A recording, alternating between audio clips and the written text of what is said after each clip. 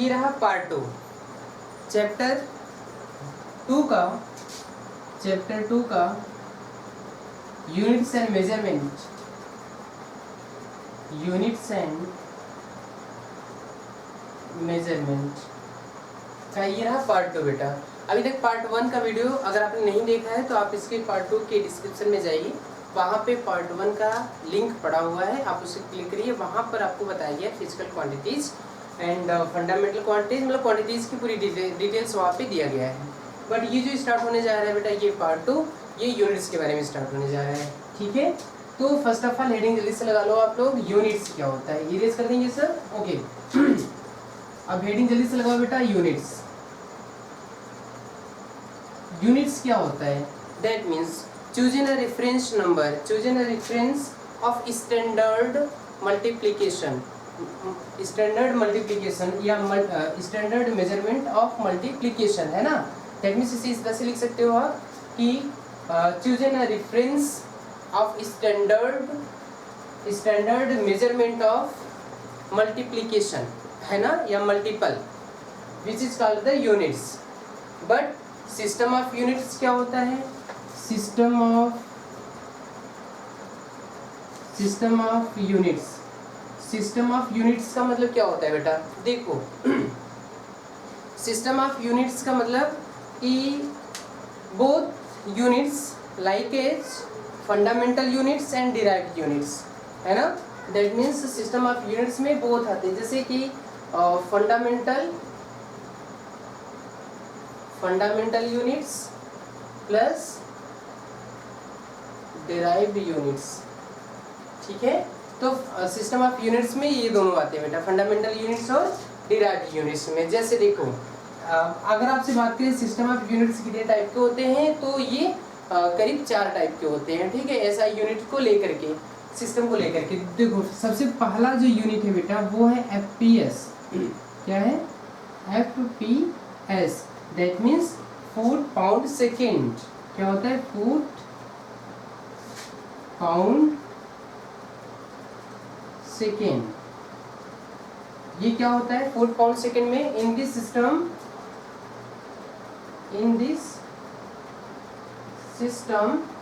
System length in measurement, length is measurement in the foot. Length को किस में measurement करते हैं बेटा? फुट में। किसमें? फुट में मेजरमेंट करते हैं। और उसके बाद लेंथ हुआ, फिर होता है मास। मास को किस में मेजरमेंट करते हैं? पाउंड में। किसमें? पाउंड में। पाउंड को IB से डिनोट करते हैं बेटा। उसके बाद हुआ सेकेंड। तो टाइम को किस में मेजरमेंट करते हैं? टाइम को मेजरमेंट करते हैं बेटा सेकेंड में। सेकेंड को T से डिनोट करते हैं। समझ में आ रहा है नहीं आ रहा है? टेलीफोन है तो यस लिखो, यस, क्योंकि टाइम को T से। तो ये रहा FPS सिस्टम। FPS सिस्टम का मतलब होता है कि इन this system length is measurement in the foot, mass measurement in pound, time measurement in second. समझ में आ रहा है नहीं आ रहा है? ये बहुत पुराना सिस्टम है FPS सिस्टम। और अगला जो सिस्टम होता है बेटा वो है CGS सिस्टम। कौन सा सिस्टम? CGS। इरेज करते हैं इसको, ओके बेटा। अगला जो सिस्टम है वो है CGS सिस्टम। जल्दी से नोट कर लीजिए, CGS सिस्टम। दूसरा है बेटा ये CGS सिस्टम। CGS का मतलब होता है इन this system length measurement, length को किस में मेजरमेंट करते हैं? C का मतलब होता है सेंटीमीटर। क्या? सेंटीमीटर में डिनोट करते हैं बेटा, सेंटीमीटर में इसको मेजरमेंट करते हैं। और CGS G का मतलब क्या होता है? ग्राम, मतलब कि मास को किस में मेजरमेंट करते हैं? ग्राम में मेजरमेंट करते हैं, ठीक है, ग्राम में करते हैं। उसके बाद टाइम को किस में मेजरमेंट करते हैं? सेकेंड में। कोई बुराई वाली बात बेटा नहीं है। क्या ये बातें समझ में आ रही है? ये हुआ CGS सिस्टम, ये सब कुछ आपने पढ़ रखा होगा। तीसरा है बेटा ये MKS सिस्टम। क्या है?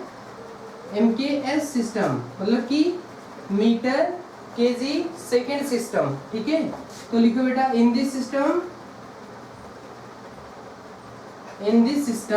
Length is measurement in metre, length को किस में मेजरमेंट करते हैं, मीटर में। उसके बाद मास को किस में मेजरमेंट करते हैं, मास को करते हैं केजी में, केजी मतलब किलोग्राम में, इसमें किलोग्राम में, ठीक है बेटा। उसके बाद टाइम को किस में करते हैं, टाइम को करते हैं सेकंड में, इसको ऐसे डिनोट करते हैं। समझ में आ रहा है नहीं आ रहा बेटा? ये रहा मेरा एमकेएस सिस्टम और सीजीएस सिस्टम। अब हम आपको बताते हैं बेटा एक चौथा होता है एसआई सिस्टम। एसआई सिस्टम क्या है? एसआई सिस्टम को बोलते हैं स्टैंडर्ड इंटरनेशनल सिस्टम। क्या बोलते हैं? Standard international system.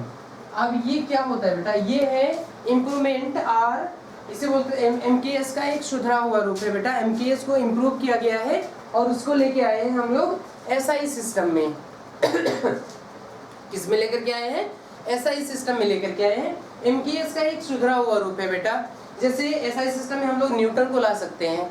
Newton example में लिखेंगे तो क्या आ सकता है? जैसे न्यूटन, तो न्यूटन को एन से न्यूटन, ये न्यूटन क्या है? ये एसआई सिस्टम है, ठीक है। एसआई सिस्टम में हम लोग न्यूटन, फोर्स का जो यूनिट होता है वो न्यूटन होता है। वैसे अगर देखेंगे तो एमकेएस सिस्टम में भी उसका यूनिट लिखा जा सकता है।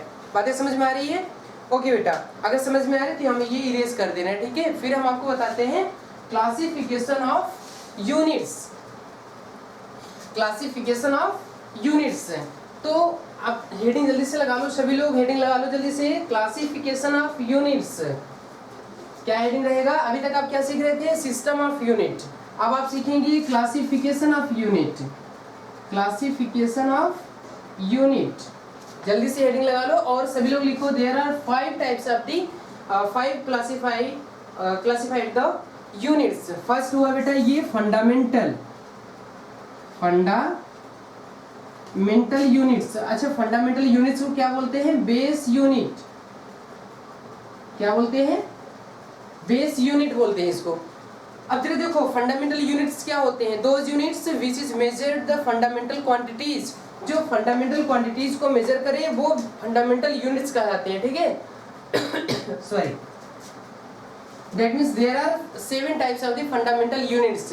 क्योंकि 7 टाइप के फंडामेंटल क्वांटिटीज होते हैं तो 7 टाइप के क्या होंगे? फंडामेंटल यूनिट्स भी होंगे, ठीक है बेटा। बताइए कैसे होता है? देखो जल्दी से इसे भी लिख लो। जैसे ये हुआ लेंथ, ये हुआ मास, फिर ये हुआ टाइम। नेक्स्ट क्या होगा बेटा? नेक्स्ट होगा थर्मोडायनेमिक टेम्परेचर। Thermodynamic temperature. उसके बाद क्या होगा बेटा? उसके बाद होगा ल्यूमिनस इंटेंसिटी। ल्यूमिनस इंटेंसिटी सब लोग लिख रहे हो बेटा? ओके, लिखते रहो। ल्यूमिनस इंटेंसिटी हुआ। उसके बाद क्या होगा? सबस्टेंसेस। क्या हुआ? सबस्टेंसेस। अब जरा देखो लेंथ को किस में मेजरमेंट करते हैं? मीटर में। किसमें करते हैं? मीटर में। मास को किस में मेजरमेंट करते हैं? किलोग्राम में। किसमें करते हैं बेटा? किलोग्राम में। टाइम को किसमें करते हैं? टाइम को करते हैं सेकंड में बेटा, सेकंड में नापते हैं। और थर्मोडायनेमिक टेम्परेचर को किसमें करते हैं? टेम्परेचर है तो ये केल्विन में रहेगा। किसमें रहेगा? केल्विन, के से डिनोट करते हैं। ल्यूमिनस इंटेंसिटी हुआ तो ये कैडिला। और ये सब्सटेंसेस है, क्वांटिटी ऑफ सब्सटेंसेस, इसको बेटा हम लोग करते हैं मोल में। इसमें करते हैं मोल में। जरा देखो सिंबल क्या होता है इन सबका? ये तो ये क्या लिखा मैंने? ये है बेस यूनिट। यहाँ हेडिंग लगा दें बेस यूनिट्स, है ना। और ये रहा बेस क्वांटिटीज। और यहाँ पे हम लिख रहे हैं बेटा सिंबल। मीटर को किस में डिनोट करते हैं?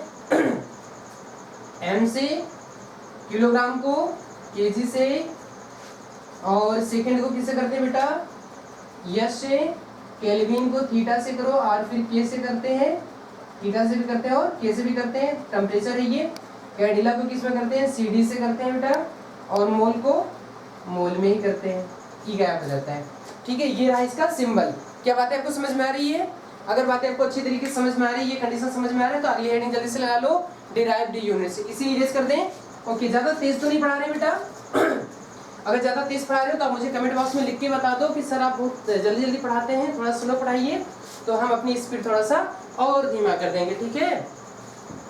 तो अगली हेडिंग आप लोग क्या लगाएंगे, अगली हेडिंग आप लोग लगाएंगे डिराइव्ड यूनिट्स। डिराइव्ड यूनिट्स बेटा, अब ये डिराइव्ड यूनिट्स क्या होते हैं, those units which are expressed in the terms of fundamental unit. That means ऐसे यूनिट बेटा जो फंडामेंटल यूनिट्स के टर्म में रिप्रेजेंट किया जाए, फंडामेंटल यूनिट्स के टर्म में रिप्रेजेंट किया जाए, उसे क्या बोलते हैं, डिराइव्ड यूनिट्स बोलते हैं, ठीक है। दैट मीन्स आप लिख सकते हो कि those units which are expressed in the terms of base unit और फंडामेंटल यूनिट्स, ठीक है। एग्जाम्पल में जैसे अगर मैं आपसे बोलूं कि यूनिट ऑफ स्पीड बताइए क्या होगा, यूनिट ऑफ स्पीड, तो आप क्या लिखेंगे, unit of distance by unit of time. समझ में आ रहा है नहीं आ रहा है, unit of time, unit of distance क्या होगा, मीटर, यूनिट ऑफ टाइम क्या होगा, सेकेंड, ये हो गया मीटर पर सेकेंड। जरा सोच के बताओ आप, ये मीटर क्या है, बेस यूनिट है, सेकेंड क्या है, ये भी बेस यूनिट है, तो बेस यूनिट के टर्म में मैंने किसको लिखा है, यूनिट ऑफ स्पीड को लिखा हुआ है। बातें समझ में आ रही नहीं आ रही है, ओके बेटा। अगर एक और बताना चाहें आपको कि जैसे डेंसिटी क्या होगा, unit of density, unit of density, density भी क्या है, ये डिराइव्ड क्वांटिटीज है, तो इसका यूनिट डिराइव्ड यूनिट का रहेगा, जो कि किसके टर्म में लिखा रहेगा, बेस यूनिट के टर्म में लिखा रहेगा, ठीक है। चलो देखो क्या होता है डिफिनेशन इसका, unit of mass by unit of volume, unit of volume. तो जरा बताओ यूनिट ऑफ मास क्या होता है, केजी, यूनिट ऑफ वॉल्यूम क्या होता है, length into length into length, ये फार्मूला हुआ, तो metre into metre into metre, ये हो जाएगा मीटर क्यूब, तो केजी पर मीटर क्यूब, ये क्या है बेटा, यूनिट ऑफ डेंसिटी है। क्या बात है, आपको समझ में आ रही है, ओके बेटा। इसे इरेज कर दें, जल्दी से आप इसे नोट कर लीजिए, और फिर हम आपको अगला टॉपिक अगला बताते हैं। यूनिट्स में आएगा सप्लीमेंट्री यूनिट्स, क्या आएगा, सप्लीमेंट्री यूनिट्स। जल्दी से हेडिंग लगा लो बेटा, सप्लीमेंट्री यूनिट्स, तीसरा यूनिट है बेटा ये, supplementary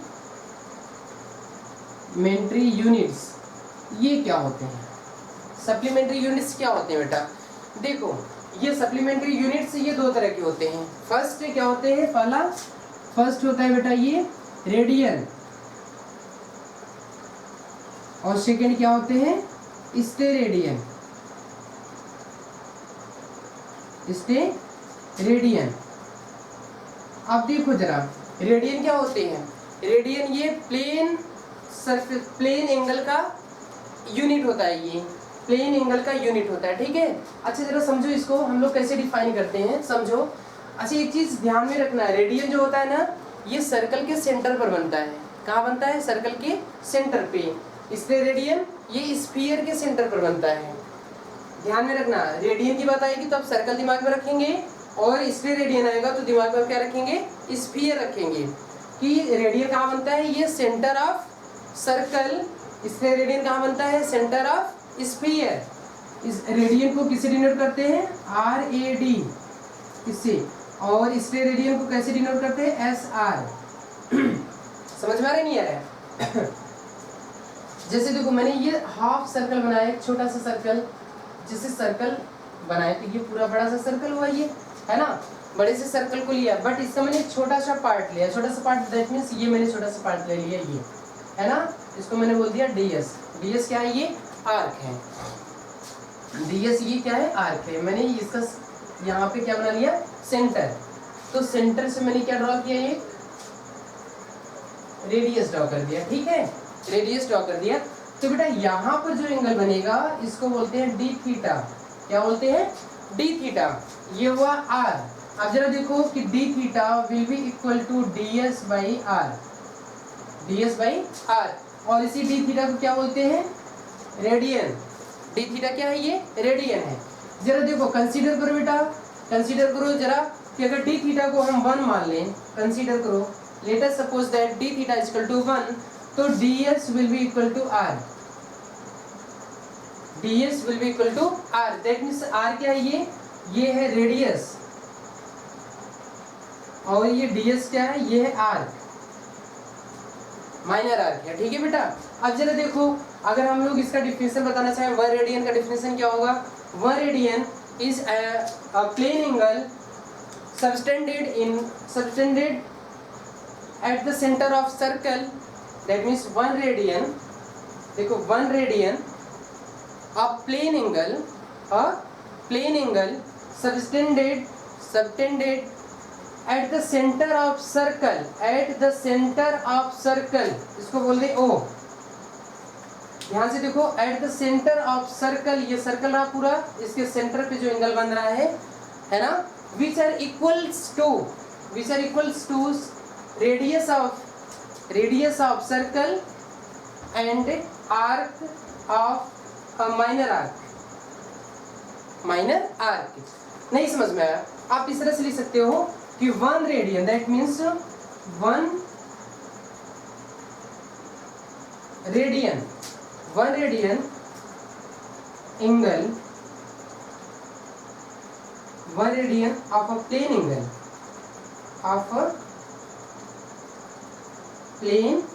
angle, subtended at the center of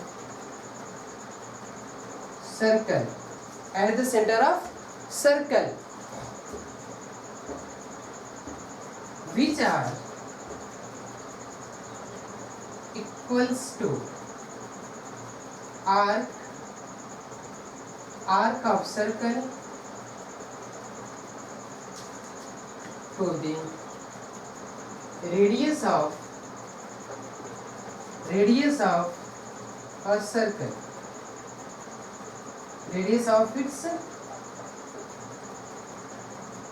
circle, ठीक है। नहीं समझ में आया?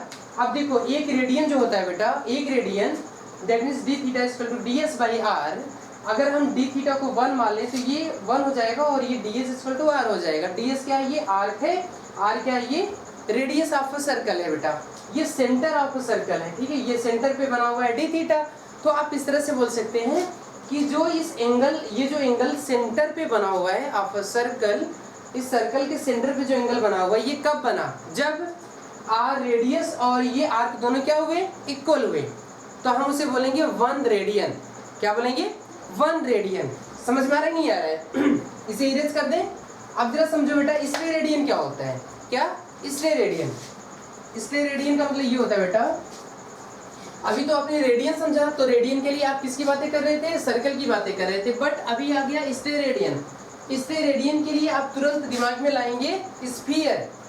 क्या लाएंगे, स्फीयर। अब जरा देखो, मैंने यह दूसरा लिख दिया स्टेरेडियन।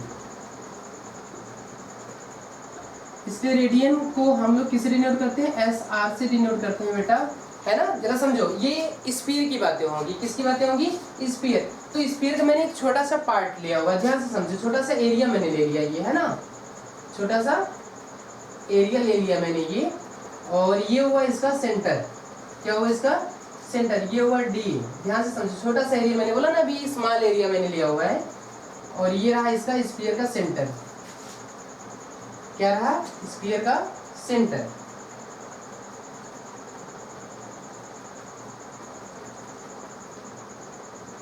ठीक है, इसको मैंने इस तरह से मीट करा दिया। ओके बेटा, अब देखो यहाँ पर जो एंगल क्रिएट हुआ है, ये जो एंगल बना हुआ है, ये जो एंगल बना हुआ है बेटा, इसको हम क्या बोलते हैं, डी ओम बोलते हैं। ओम का मतलब स्टेरेड, डी ओम, ये क्या है, स्टेरेडियन है। ये हुआ है बेटा इसका आर, आर मतलब रेडियस, ठीक है। तो डी ओम को हम लोग क्या लिख सकते हैं, D A by R square,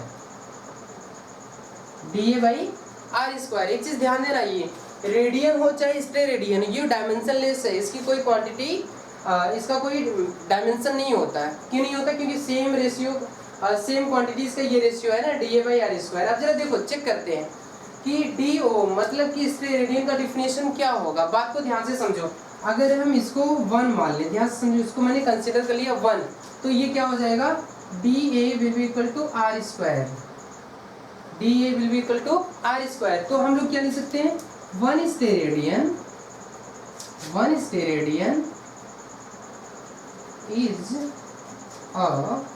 is a कौन सा एंगल है ये बेटा, ये प्लेन एंगल नहीं होगा, ये सॉलिड एंगल होगा। कौन सा angle, solid angle. Is a solid angle subtended मतलब क्या होता है, बना हुआ है। Subtended at the centre of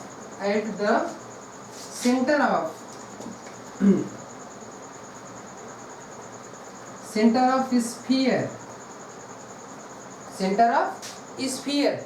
अभी मैंने आपको बताया ना कि जब रेडियन की बात आएगी तो आप किसकी बातें करेंगे, सर्कल की, और जब स्फीयर रेडियन की बातें आएगी तो आप किसकी बात करेंगे, स्फीयर की। ठीक है, तो देखो 1 sphere radian is a solid angle subtended at the centre of circle which the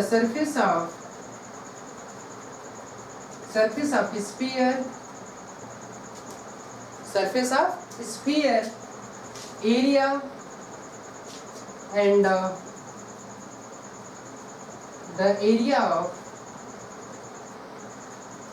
sphere equals to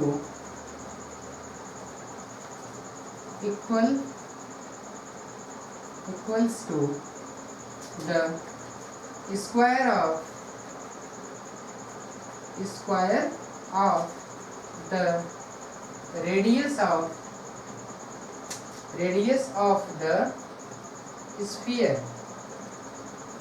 ठीक है, ये रहा स्टेरेडियन। जरा समझो ध्यान से, मैंने क्या लिखा हुआ है कि steradian 1 steradian is a solid angle subtended at the center of the sphere which the surface of sphere and the area which the surface of sphere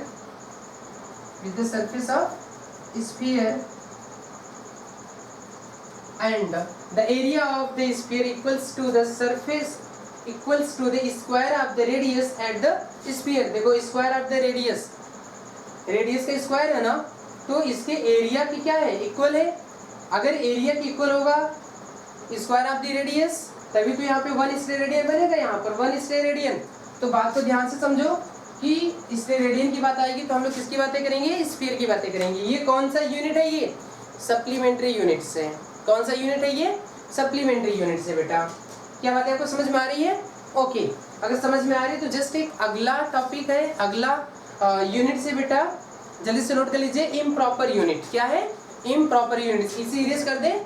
okay बेटा, जल्दी से हेडिंग लगा लो, इम्प्रॉपर यूनिट।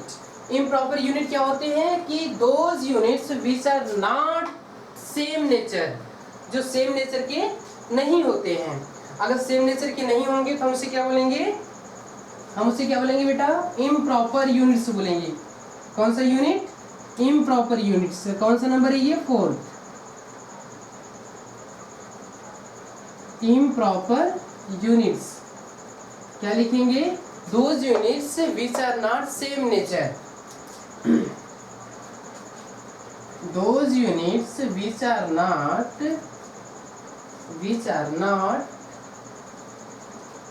सेम नेचर, इसे हम क्या बोलते हैं, इम्प्रॉपर यूनिट्स। एग्जाम्पल में अगर आपको बताएं तो एग्जाम्पल में क्या होगा, एग्जाम्पल बेटा जैसे केजी वेट, ये केजी वेट क्या है, ये इम्प्रॉपर यूनिट से। ये बात आपको हमेशा याद रखनी पड़ेगी, ठीक है, क्योंकि केजी वेट एक ऐसा यूनिट है बेटा जो किसमें आता है, इम्प्रॉपर यूनिट्स में आता है। ठीक है, तो ये हमें ध्यान में रखना होगा। चलो नेक्स्ट, पहले कैमरे में देख लें क्या ये आ रहा है, नहीं आ रहा है ना, कैमरे में देख लें बेटा, क्योंकि कैमरा बिल्कुल केजी वेट आ रहा है। जल्दी से नोट कर लीजिए, इम्प्रॉपर यूनिट्स है ना। फिर नेक्स्ट आपको हम बता रहे हैं, इसे इरेज कर दिए बेटा, समझ में आ गया? चलो जल्दी से नोट करो, अगला यूनिट्स क्या है, अगला यूनिट से बेटा प्रैक्टिकल यूनिट्स क्या है, प्रैक्टिकल यूनिट। अब देखो जरा प्रैक्टिकल यूनिट्स क्या होते हैं। अगला है प्रैक्टिकल, ये लास्ट है बेटा, that means number 5। Practical units का मतलब क्या होता है, समझो ध्यान से।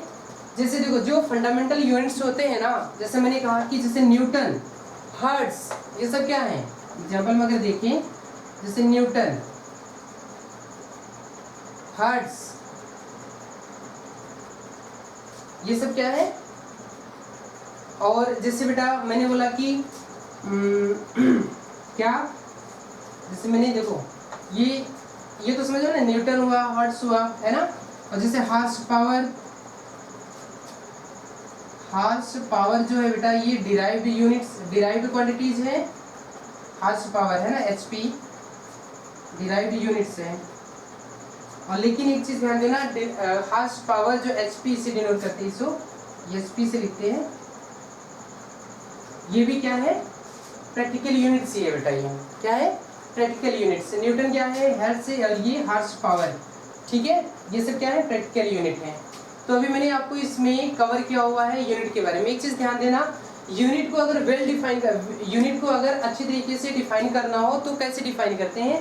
ये हमारे पास 5, एक छोटा सा टॉपिक है, 5 टॉपिक है जिसमें हम लोग यूनिट्स को अच्छी तरह से डिफाइन करते हैं। जैसे चलो एक एग्जांपल ट्रिक के साथ आपको बताते हैं, ठीक है। इसे इरेज कर दें, प्रैक्टिकल यूनिट, ओके। अब देखो जरा, अगर यूनिट्स को अच्छी तरीके से डिफाइन करना हो, यूनिट को बेटा अच्छी तरह से डिफाइन करना, तो हम लोग कैसे करते हैं, आपको याद होना चाहिए अच्छी तरीके से, ठीक है। जैसे मैंने कहा कि एक ट्रिक, लर्निंग ट्रिक याद कर लो। लर्निंग ट्रिक ये है बेटा इसका कि वाह रे काका, क्या, वाह रे काका, क्या, वाह रे काका। वाह का मतलब डब्लू, ये हो गया डब्लू, है ना। अच्छा देखो डब्लू का मतलब क्या होगा, चलो यहाँ पर मैं लिखता भी जा रहा हूँ जिससे आपको समझ में आएगा। डब्लू का मतलब होता है वेल डिफाइंड, वेल डिफाइंड, मतलब यूनिट क्या होने चाहिए, वेल डिफाइंड होने चाहिए, है ना। जैसे फंडामेंटल यूनिट्स हुआ तो ये सब वेल डिफाइंड होते हैं, ठीक है। और देखो जैसे मैंने आर लिखा यहाँ पर, रे का मतलब आर, तो आर ई होता है ना, आर। तो आर का मतलब क्या होता है बेटा, आर का मतलब होता है रिप्रोड्यूसिबिलिटी,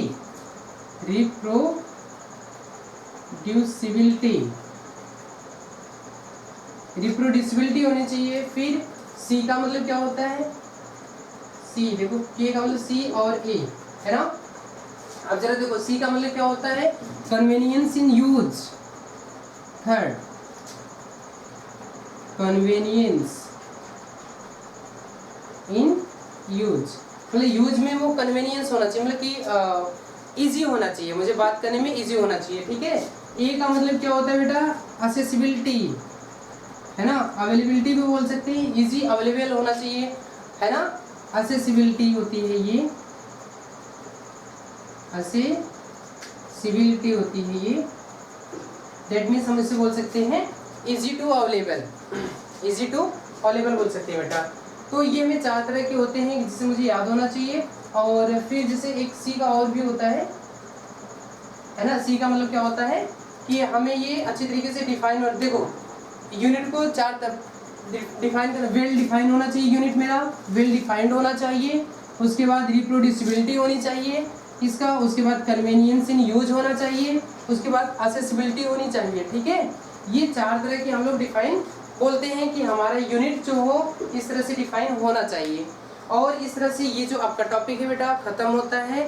और यूनिट्स के जो मैटर है ये आप बिल्कुल अच्छे तरीके से पढ़ लीजिए। अगला जो टॉपिक हम आपको लेकर आएंगे, अगला जो लेक्चर लेकर आएंगे वो पार्ट 3 आएगा, और पार्ट 3 में हम लोग पढ़ेंगे कन्वर्जिंग फैक्टर।